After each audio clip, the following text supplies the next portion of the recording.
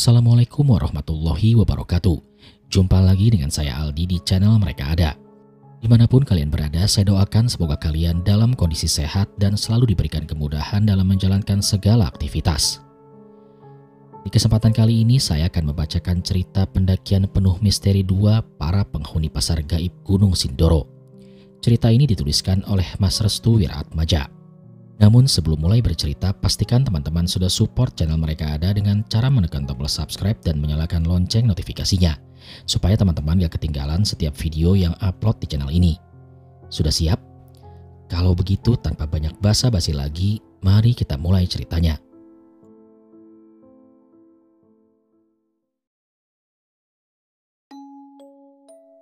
Mentari bersinar indah di pagi yang cerah. Awan-awan di langit Gunung Slamet memberikan keindahan yang tiada bandingnya. Suara riuh dari anak kecil yang bermain di sekitaran halaman rumah Pak Anwar membangunkan Manunggal yang masih tertidur dengan lelap.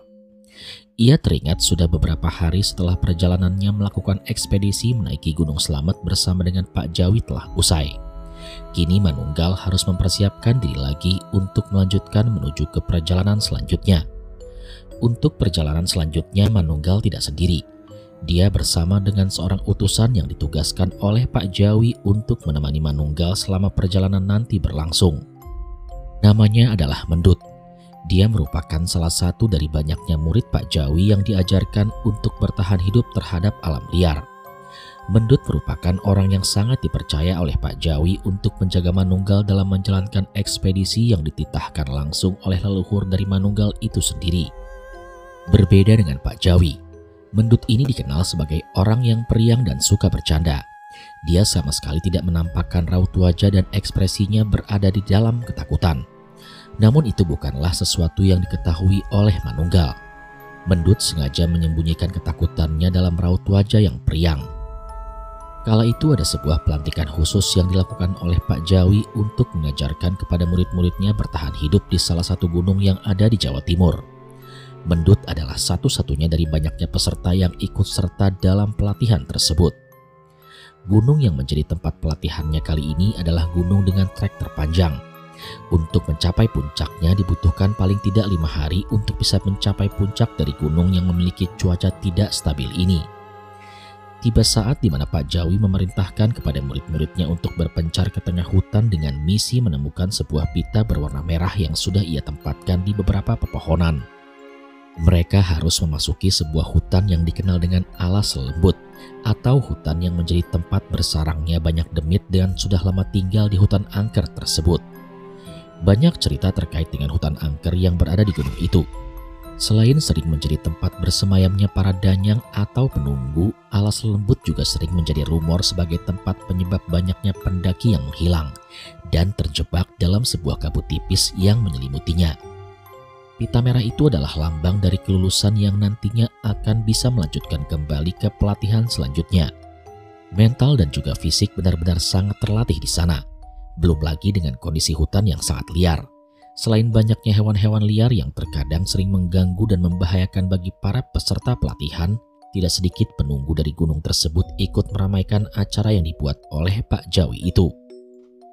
Konteks dari meramaikan di sini adalah memberikan gangguan-gangguan aneh yang membuat para peserta lari terbirit-birit dan ketakutan karenanya. Tidak heran jika banyak peserta yang menyerah ketika mendapati beberapa sosok aneh yang berada di sekitaran hutan di gunung tersebut. Kala itu Mendut menjadi peserta terakhir yang memasuki alas lembut itu. Dia dikenal sebagai orang yang penakut dan sensitif terhadap hal-hal yang bersinggungan dengan makhluk halus. Mendengar banyaknya peserta yang mengundurkan diri dalam misi terakhir tersebut, mental Mendut menjadi kacau. Ia bahkan merasa dirinya tidak layak untuk melanjutkan perjalanan berikutnya setelah melihat banyak peserta yang keluar dari hutan tersebut dalam keadaan mental yang tidak baik-baik saja. Beberapa peserta ada yang menangis ketakutan, menjerit histeris. Bahkan yang lebih mengerikan adalah beberapa dari peserta sempat kesurupan bahkan menghilang jejaknya karena terjebak di kabut tipis di alas lembut itu. Namun Mendut mencoba menguatkan diri agar dirinya bisa melanjutkan perjalanannya dan mendapatkan pita merah itu. Sesaat ketika dirinya memasuki satu kakinya ke bagian hutan, tiba-tiba Mendut merasakan hawa merinding yang cukup kencang. Sampai-sampai seluruh tubuhnya langsung gemetar hingga mentalnya kembali ciut akan hal itu. Sesekali Mendut menelan ludahnya sendiri. Tatapannya sekarang tertuju kepada satu arah pepohonan yang menjadi pusat dari pencariannya. Ya, benar, pita merah. Pita merah yang menjadikan layak atau tidaknya para peserta untuk benar-benar bisa lulus dari ujian yang sudah diberikan oleh Pak Jawi. Mendut pun memberanikan diri untuk melangkah lebih jauh. Ia terkadang menginjak dedaunan kering dan menghindari akar-akar panjang yang bisa saja menjadi petaka bagi dirinya sendiri. Ada yang bilang, jika di gunung masih terdapat sebuah mitos yang bernama Oyot Mimang, yaitu sebuah akar yang bisa membuat seseorang menjadi terjebak dan menghilang seketika. Dan inilah yang ditakutkan oleh Mendut. Ia lebih memilih untuk melangkah menjauhi akar-akar panjang dari pepohonan dibandingkan dirinya terjebak masuk ke alam lain. Sembari menyoroti pepohonan, Mendut terkadang sering mendengar suara-suara aneh yang berada di sekitaran pepohonan. Ia bahkan tidak bisa membedakan mana suara yang berasal dari hewan-hewan hutan atau mana yang berasal dari sosok-sosok penjaga dari alas lembut itu. Baginya membedakan hal tersebut bukanlah hal yang penting. Yang ia terus lakukan adalah bagaimana bisa menyelesaikan semua misinya dan kembali keluar dari alas lembut dalam keadaan aman dan terselamatkan. Itulah yang seharusnya dipikirkan oleh Mendut. Akan tetapi tepat saat di mana dirinya mendapati sebuah pita berwarna merah yang menggantung pada sebuah pohon, tubuh Mendut tidak bisa digerakkan saat dirinya melihat dengan jelas ke sesuatu yang menjaga pita merah itu. Mendut melihat sosok hitam besar dengan kedua bola mata merah menyala bagaikan sorot laser di malam hari. Baginya itu adalah pengalaman pertama kalinya dalam melihat sesuatu yang amat sangat menyeramkan. Tubuh Mendut benar-benar tidak bisa bergerak. Tubuhnya seperti membeku dengan sendirinya saat mendapati sosok tersebut tepat berada di hadapannya. Berkali-kali Mendut mencoba untuk bisa membacakan segala bacaan doa yang ia ketahui. Namun itu semua sia-sia. Sosok tersebut bukannya pergi dan menghilang, justru mendekati Mendut yang sudah terpaku di hadapannya. Bentukan dari kuku-kukunya seperti ranting pohon yang tajam. Bulu-bulunya setebal bulu domba namun lebih tebal daripada itu. Di bagian kepala terdapat dua buah tanduk yang masing-masing tanduknya mengarah ke bagian samping. Sosok itu terus mendekati Mendut. Hingga saat di mana sosok itu mendekati Mendut, sosok itu mengatakan sesuatu yang membuat Mendut merinding karenanya. "Cari apa kamu di sini?" Tatapan dari sosok bertubuh besar itu benar-benar tajam ke arah Mendut. Baginya mendapati satu sosok dari banyaknya penghuni di alas lembut ini benar-benar membuatnya mati langkah. Ia bahkan tidak bisa melakukan apapun kecuali keajaiban yang membuatnya menjadi selamat dari ancaman maut yang sudah berada tepat di hadapannya. Anehnya sosok tersebut kembali lagi ke tempatnya semula. Ia bahkan tidak menyentuh sedikit pun dari bagian tubuh Mendut. Sesampainya di tempat di mana sosok tersebut bersemayam, tubuhnya menyatu ke dalam pohon yang bagian rantingnya terdapat pita berwarna merah. Mendut baru menyadari jika ujian ini adalah ujian untuk melatih mental dan juga rasa keberaniannya dalam menghadapi sesuatu yang menurutnya berada di luar nalar. Tidak heran, banyak peserta yang gugur dalam menjalankan tugas akhirnya untuk mendapatkan pita tersebut, dikarenakan semuanya sudah direncanakan oleh Pak Jawi sendiri. Pak Jawi sengaja meletakkan beberapa pita di pepohonan yang sudah terisi atau berpenghuni dari sosok penghuni alas lembut. Tujuan dari Pak Jawi melakukan hal ini adalah untuk mengetes seberapa kuat mental dari anak didiknya yang sedang dalam menjalankan tugas akhir untuk kelulusannya dalam pelatihan tersebut. Kesempatan emas ini pun langsung diambil oleh Mendut untuk mengambil pita merah yang berada di pohon yang ada di hadapannya. Dengan begitu dirinya telah berhasil menuntaskan misi terakhir untuk menyelesaikan tugasnya dalam pelatihan yang diadakan oleh Pak Jawi. Setelah Mendut mendapatkan pita merah tersebut, dia pun keluar dari alas lembut dengan raut wajah yang penuh kegembiraan. Hal ini membuat para peserta yang telah gugur dalam medan pertempuran untuk mendapatkan pita tersebut terheran-heran. Pak Jawi yang melihat Mendut berhasil mendapatkan pita itu hanya tersenyum. Ia kali ini melihat sebuah perubahan yang amat besar pada diri Mendut. Sifatnya yang penakut kini menjadi periang dan tidak pernah lagi mengalami ketakutan. Itulah asal mula di mana Mendut merubah dirinya menjadi sosok yang periang semenjak dirinya berhasil melawan rasa takutnya dalam menghadapi sesuatu yang berada di luar nalar. Dan kali ini Mendut kembali melihat dirinya sendiri saat di mana dirinya masih dalam masa pelatihan bersama dengan Pak Jawi. Mendut yang melihat karakter langsung dari Manunggal hanya bisa tertawa saat di mana Manunggal menceritakan hal-hal aneh yang ia pernah temui di Gunung Slamet saat pendakian pertamanya bersama Pak Jawi. "Beruntung kau, Gal. Kau langsung mendapatkan pelatihan bersama dengan Pak Jawi dengan pelatihan yang tidak terlalu berat. Berbeda denganku dulu yang harus menghadapi genderuwo penunggu pohon angker di gunung besar itu," ucap Mendut kepada Manunggal. "Memangnya dari semua orang yang mengikuti pelatihan itu siapa saja yang berhasil menyelesaikan misi dari Pak Jawi, Mas Mendut?" tanya Manunggal dengan penuh penasaran. "Ada 5 orang dari total 20 orang yang mengikuti pelatihan itu." "Hah? Cuma 5 orang?" "Iya benar, 5 orang saja. Kelima-limanya sekarang memegang peran di beberapa gunung. Salah satunya adalah gunung tempat pelatihanku berada," jelas Mendut kepada Manunggal. Manunggal merasa penasaran dengan gunung yang dimaksud.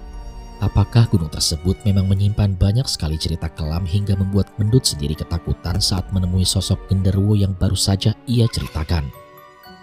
"Kita ini hidup berdampingan, Gal. Gak heran jika kita mendapati hal-hal yang berada di luar nalar di pegunungan. Nyatanya mereka semua melakukan apa yang menjadi niat dan kehendak kita saat proses pendakian itu berlangsung," jelas Mendut. "Niat dan kehendak? Maksudnya apa?" tanya Manunggal. "Jika niat kita baik, maka para sosok yang berada di sekitaran kita tidak akan mengganggu kita. Dia juga akan menghormati bahkan memberikan petunjuk terkait apa yang mereka tahu tentang pembelajaran yang tidak pernah kita ketahui sebelumnya." Manunggal mulai meresapi tiap kalimat yang dikatakan oleh Mendut. Ia bahkan harus belajar lebih banyak lagi tentang sesuatu yang belum ia ketahui terkait dengan apa saja yang sebenarnya terjadi di saat pendakian. Banyak dari kita yang mengira mendaki gunung adalah sesuatu untuk sekedar melihat keindahan alam dan sebagainya. Namun banyak dari mereka yang melanggar norma-norma kehidupan. Mereka sengaja membawa kejahatan ke dalam gunung dan membuat terjadinya kegojelakan yang terjadi para penghuni gunung itu sendiri, jelas Mendut. Manunggal hanya terdiam. Ia kembali mendapatkan ilmu yang sangat langka yang tidak semudah itu ia dapatkan dari siapapun, bahkan dari Pak Jawi itu sendiri. Manunggal bisa mendapatkan lebih banyak lagi dari muridnya yaitu Mendut. Karena itulah, banyak dari kita yang kurang memahami akan keadaan alam yang sesungguhnya. Menjadi manusia yang rendah hati dan menghormati alam itu gak gampang. Kamu harus benar-benar belajar menyatu dengan alam, merasakan apa yang dibutuhkan alam dan meleburkan diri terhadap alam. Jika kamu sudah melakukan itu semua, kamu adalah manusia yang bisa memberikan manfaat terhadap alam yang ada di sekitar kamu. Memang benar apa yang dikatakan oleh Mendut. Banyak orang yang mendaki karena gengsi tertentu, mengincar indahnya pemandangan dan merusak alam di sekitarnya. Pantas saja jika alam tidak meridhoi kedatangan orang-orang yang berbuat kerusakan.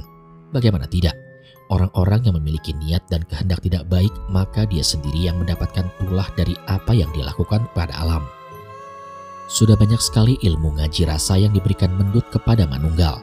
Semua kalimat yang diberikan oleh Mendut kepada Manunggal memiliki tujuan dan maksud yang sama. Entah sampai kapan Mendut bisa bertahan hidup. Setidaknya dia bisa menyalurkan banyak ilmu kepada Manunggal sebelum dirinya meninggal nanti. Setelah banyak sekali perbincangan yang dilakukan oleh Mendut kepada Manunggal, akhirnya mereka pun memutuskan untuk berangkat. Pemberangkatan mereka sengaja dipercepat dari agenda yang awalnya ditetapkan. Hal ini dikarenakan Pak Jawi meminta kepada Manunggal untuk beristirahat dalam waktu sebentar saja. Pak Jawi pun akhirnya memerintahkan kepada Mendut untuk mempercepat melakukan ekspedisi agar Manunggal tidak berlama-lama berada di zona nyaman. "Manunggal, kau sudah aku jadikan sebagai penerus dari Pak Jawi. Karena itulah, aku akan melatihmu bagaimana bertahan di alam dan bagaimana dirimu bisa menghadapi hal-hal yang kamu takutkan. Aku harap kau memiliki perubahan yang besar sama sepertiku dulu." Manunggal hanya mengangguk paham. Kini gurunya bertambah satu lagi. Walaupun masih dalam guru yang sama, Manunggal tetap menganggap Mendut sebagai gurunya sendiri. Ia tidak mau merendahkan siapapun yang telah mengajarkannya banyak hal. Justru dengan kehadiran dari Mendut membuat Manunggal untuk belajar menghormati orang lain walaupun itu bukan orang yang ia kenal dengan dekat. Akhirnya Manunggal dan Mendut memutuskan untuk kembali melanjutkan perjalanannya menuju sebuah gunung yang memang sudah menjadi perjalanan dari ekspedisi Manunggal. Mereka berdua berangkat menuju ke daerah Wonosobo Dieng sesuai dengan arahan dari Pak Jawi. Gunung Sindoro. Gunung Sindoro sendiri memiliki ketinggian 3.136 mdpl. Masyarakat biasanya menyebut gunung ini dengan sebutan Sindoro, Sundoro, atau Sendoro. Gunung Sindoro adalah termasuk dalam jajaran gunung berapi yang mempunyai bentuk kerucut tipe strato. Mereka pun akhirnya memilih jalur via alang-alang yang berlokasi di Kecamatan Kretek, Kabupaten Wonosobo.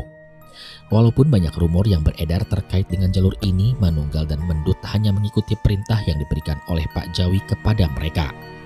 Seperti halnya jalur yang berada di beberapa gunung selamat, Gunung Sindoro juga memiliki beberapa jalur lainnya. Jalur yang memang sering didaki sebenarnya banyak, namun via alang-alang sendiri merupakan jalur yang menjadi pilihan banyak orang untuk menaiki gunung yang satu ini. Setibanya di Sindoro, Manunggal melihat ada sesuatu yang aneh di sekitaran gunung. Ia merasa gunung itu penuh dengan kabut. Saat tiba di tempat tujuan, Manunggal langsung beristirahat sejenak, sembari melihat warga sekitar yang sedang membawa sayur hasil panen.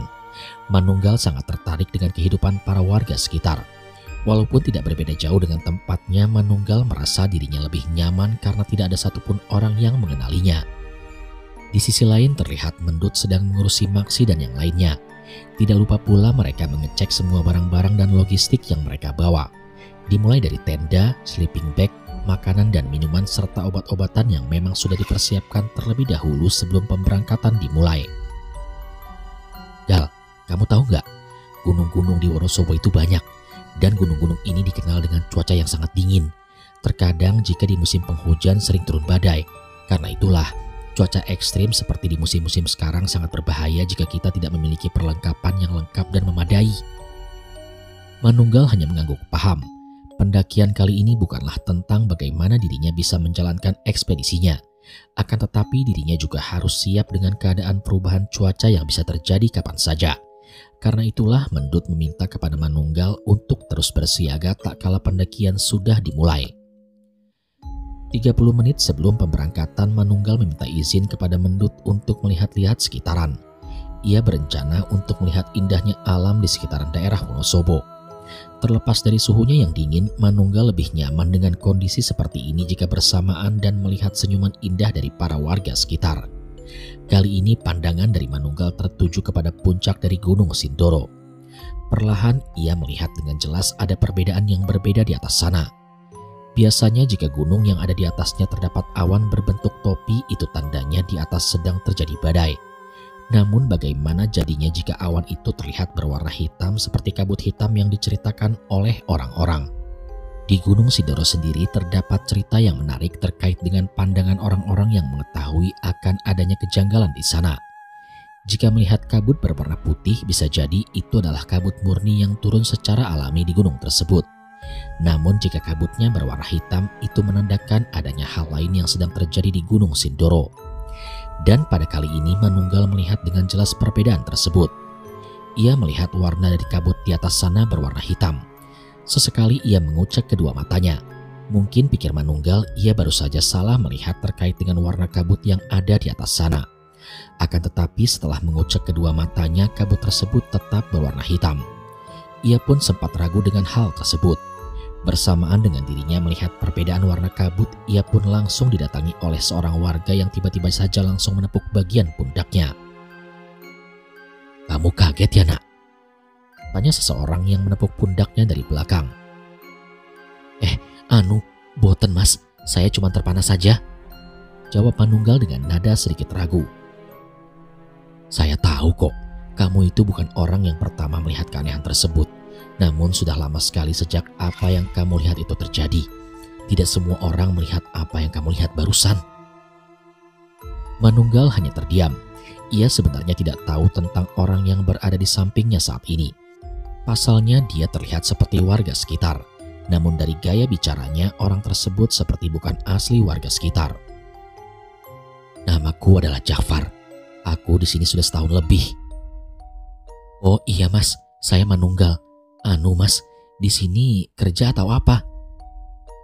"Enggak mas, saya di sini sedang menunggu teman saya. Sudah 1 tahun dia belum turun gunung." Sontak jantung Manunggal langsung berdegup dengan kencang. Ia seakan mendengar petir di siang bolong tak kala mengetahui penjelasan yang sangat mustahil itu. Sudah 1 tahun belum turun gunung. Maksudnya gimana Mas? Dia menghilang? Benar Mas Manunggal, teman saya sudah 1 tahun menghilang di atas sana. Jasadnya belum ditemukan, entah dia meninggal atau tidak. Namun sampai sekarang gak ada kejelasan. Saya menunggu kabarnya hampir setiap hari.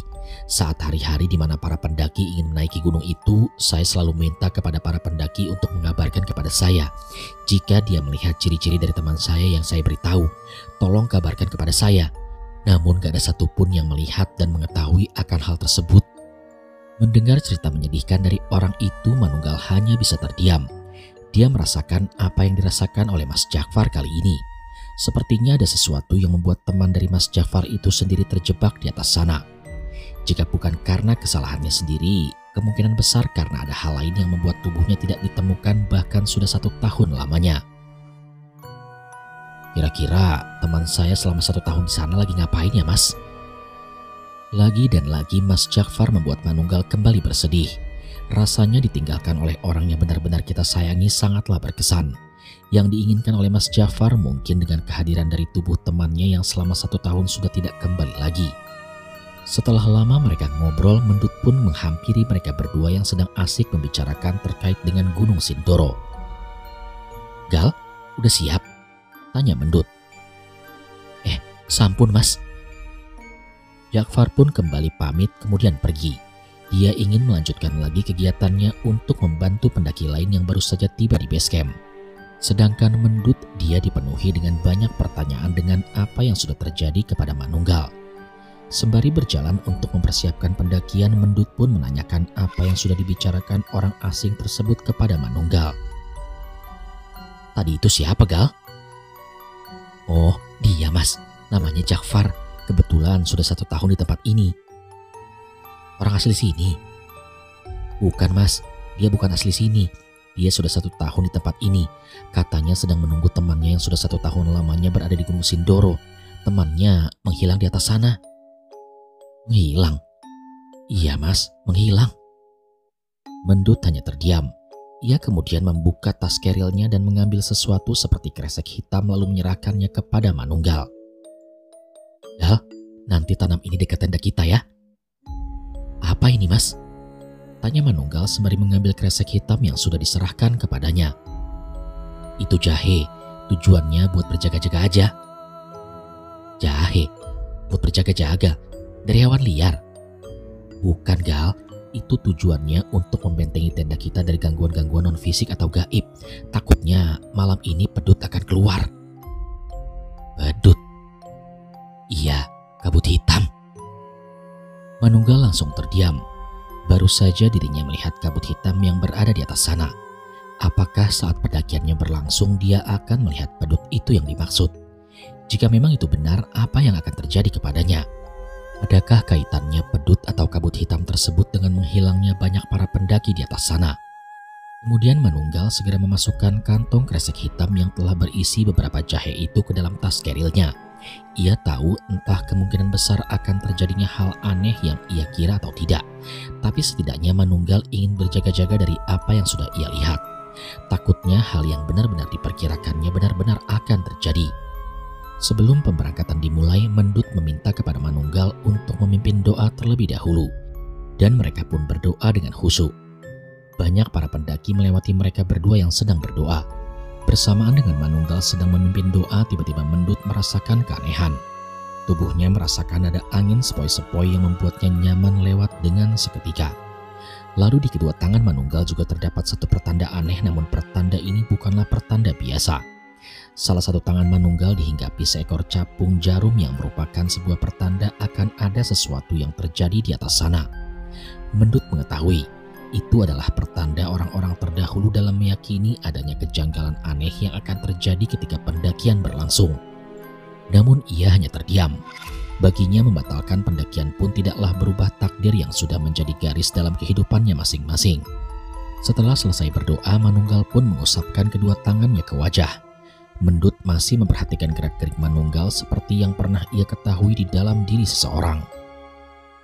"Manunggal, kau itu mirip seseorang yang aku kenal." "Mirip seseorang? Siapa Mas?" "Dia sekarang sedang berada di salah satu gunung yang memiliki trek terpanjang di Jawa. Nanti akan kuperkenalkan dirinya kepadamu setelah misi-misimu telah selesai. Manunggal hanya tersenyum. Ia sangat senang jika mendapatkan banyak teman. Dari teman akan banyak ilmu yang bisa ia ambil dan praktikkan dalam kehidupan sehari-hari. Baginya teman adalah tempat menimba ilmu yang gampang diserap serta dipraktikkan dalam kehidupan sehari-hari. Karena itulah, dengan hadirnya Mendut diharapkan Manunggal bisa mengambil banyak ilmu yang sudah diketahui oleh Manunggal lalu ia praktikkan dalam kehidupan sehari-harinya. Selepas berdoa, mereka pun mulai melakukan pendakian menuju Gunung Sindoro. Gunung yang menjulang tinggi dan hamparan sawah yang ada di sekitaran trek yang indah membuat kedua mata Mendut dan juga Manunggal dimanjakan dengan keindahan alam. Baginya menaiki gunung adalah bukan soal kecepatan untuk mencapai puncak. Mendaki gunung adalah soal menikmati perjalanan yang sedang dilalui dan akan dilalui. Dengan menikmatinya, kita bisa dengan sadar akan arti dari rasa syukur yang sebenarnya. Estimasi waktu yang ditempuh dari base camp menuju ke pos 1 jika berjalan kaki hanya berkisar 1 jam atau 60 menit. Jika menggunakan ojek yang sudah berada di sekitaran base camp biasanya memakan waktu hanya 15 menit. Manunggal meminta kepada Mendut untuk berjalan kaki saja. Selain karena dirinya ingin menikmati perjalanan dengan berjalan kaki, dirinya bisa melatih tubuh juga. Mendut mengabulkan apa yang menjadi permintaan dari Manunggal. Ia tidak mau sesekali melarang atau memberikan sebuah perintah yang berada di luar dari kemampuannya sendiri. Ketika mereka telah keluar dari batas penduduk, mereka akan memasuki sebuah hutan yang ditandai dengan sebuah gapura yang bertuliskan Santunelaku Selamete Jiwa Raga. Kalimat ini mengandung makna yang sangat banyak di dalamnya. Selain menjadi sebuah pemberitahuan kepada banyak para pendaki, kalimat ini juga menjadi sebuah peringatan khusus terkait pendaki yang memang sedang melakukan pendakian untuk selalu waspada dan berhati-hati dalam bersikap, berucap, atau bertanggap.